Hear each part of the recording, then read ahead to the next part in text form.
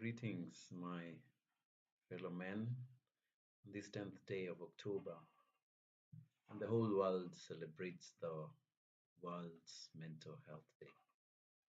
My name is Peter Mbuga, a counseling psychologist. I work closely with the Father CK Foundation, where we support the whole family to thrive, especially through the counseling services we offer.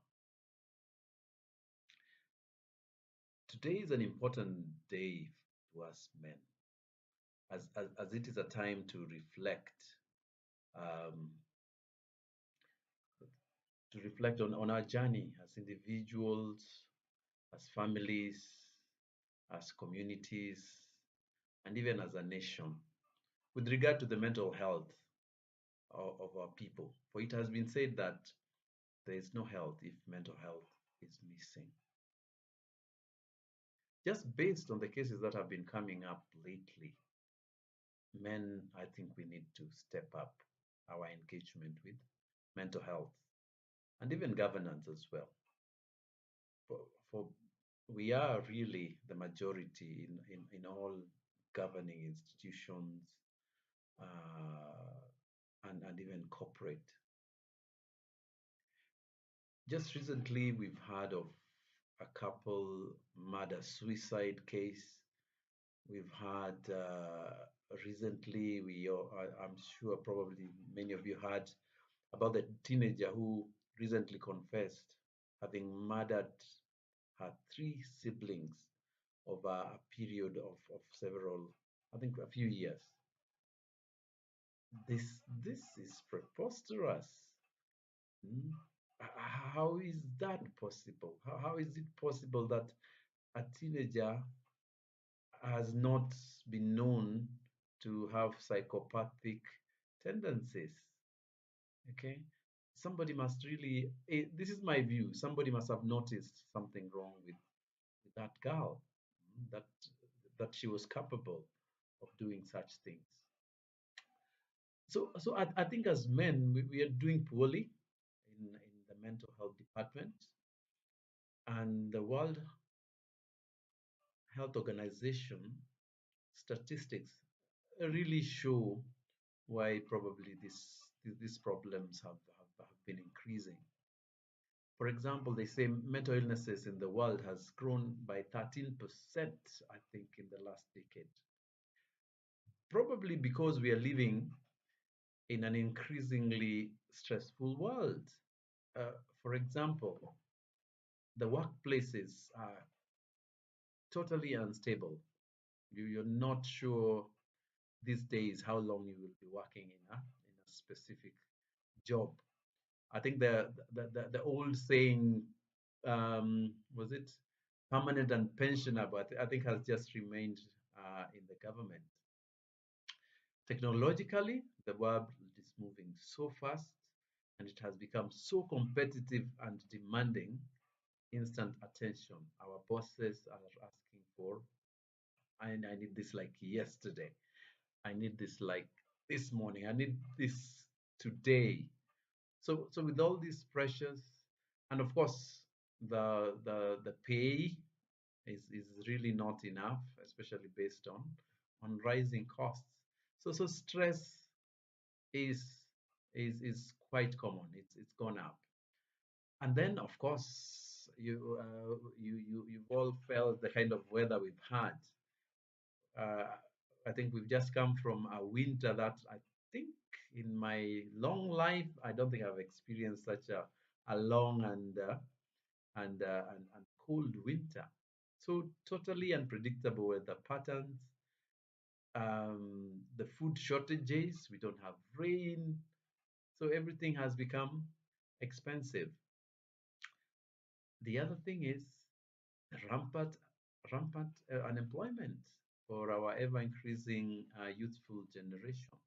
This is quite stressful for not only for the youth themselves, but also for for us as parents, because you start to wonder what will you do, or what will this child do without without a job? Okay, so they uh, they remain in our homes longer than they should. Even at so this is a lot of stress in families. Apart from that, of course, we have the usual relationship problems among couples, uh, in families, parenting stresses. All this seem to be increasing. Uh, Not to mention uh, the individualistic culture that we seem to have caught from the West, where you find, for example, a couple just living together and not involving their parents or their relatives. So what happens when problems come into that into that family? Yeah, I get quite a lot of these people in coming for therapy, and I just wonder that, I mean, don't you have relatives? Don't you have parents, uncles that you could have gone to? But of course, they tell us that they have no relationship with those people. So an individualistic culture also tends to build uh, tension and stress because there are no ways of distressing. The other thing about men is we are known to be the least likely to visit health professionals. And probably as a result, that's why the majority of people in prisons are men. The majority of people who commit suicide are more men than women. And of course, there are more men in rehabs for alcohol and substances than even women. And those numbers are ever increasing.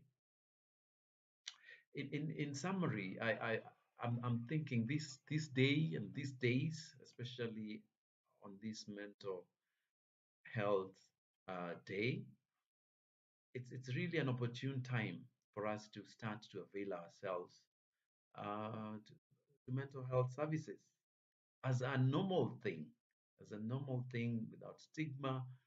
Just when you feel overwhelmed, you just knock into a counseling office and and get the help you deserve, the help that we all need for a healthy nation.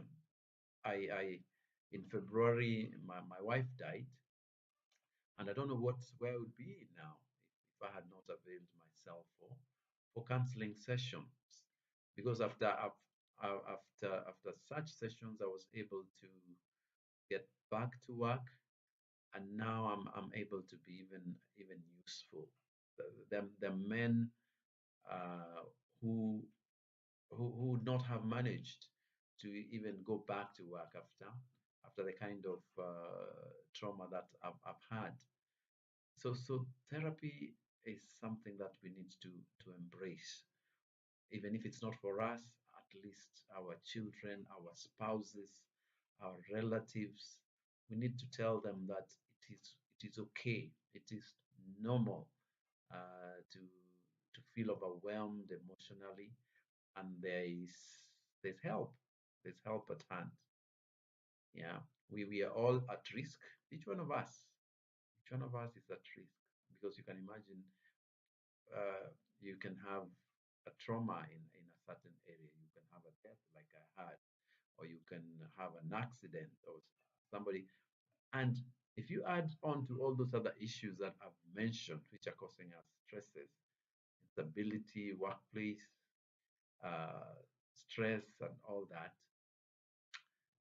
then it's easy for people to take somebody else's life, like like the couples we've heard about who've killed each other, and then, I mean, one has killed the other and then they have committed suicide. Or you can find somebody just taking a gun and shooting somebody else, probably even from the forces, uh, who are allowed to have guns. So with that, I wish you a great mental health day, and a better future where we prioritize our mental health and get the help we need. So God bless you all, and bye bye. Thank you.